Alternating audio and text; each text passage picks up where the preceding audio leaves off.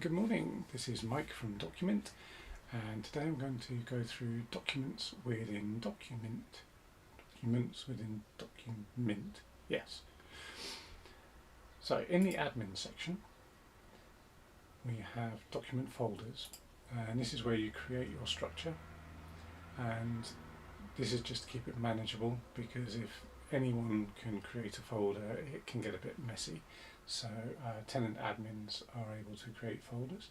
You can add child folders, so you can nest, and you can go multi-levels deep. And document templates, this is where you can create some document templates, and you can import templates from the platform. We will build out some more here, so you can just click to import. So let's do a new user setup one, for example. Import the template, and then if we go to an organisation and go to documents, as you can see there's nothing in here at the moment, and we can go to new document, and this is where you can create from a template, or you can also import a text file or a doc file, DocX. So let's do a manual document for now,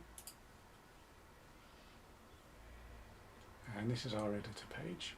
So on the right hand side we've got the blocks and the outline, which shows the heading depths and status and review and expiry date, so you can always keep documentation fresh. So we'll say this is going to be a heading 1, and you see that appears in the outline. Manual document, and then we can create another block,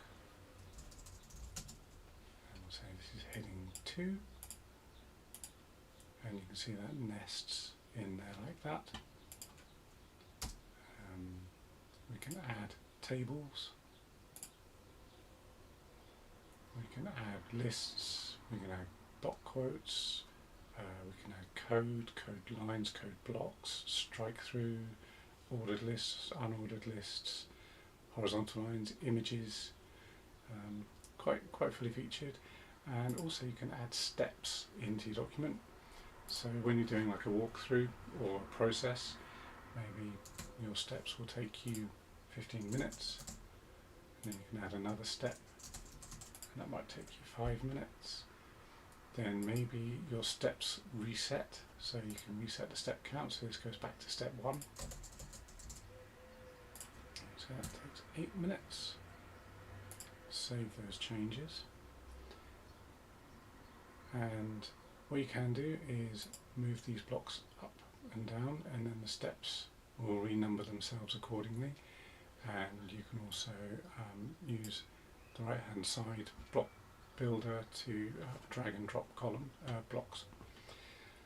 So if we save that and go back to our documents, we should see our document in here, and if you want to file that away, just drag it into the folder, and now that's done. So when we go in here, it will appear.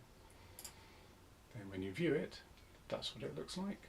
Shows the step duration if you use steps and times. So that's the sort of the basics of creating a document. Another way to create a document is from a template. Create the document, and that just gives you the document pre-built, and then you can tweak it and change it as you need. You can also upload a document. So I'm going to import Markdown demo. So let me just open it. Right, so this is our Markdown demo, and you can see it's in Markdown format. So if I import that,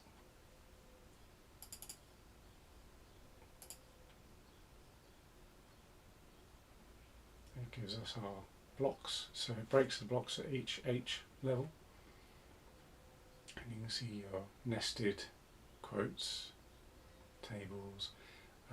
This is a broken image because it was just a local reference to a file. So obviously Dokumint doesn't know where that file is, but you can import hyperlinked images and things like that. And that is how to create documents within Dokumint. Importing with Markdown. You can also import DocX, and that will take the headings and import in the same way.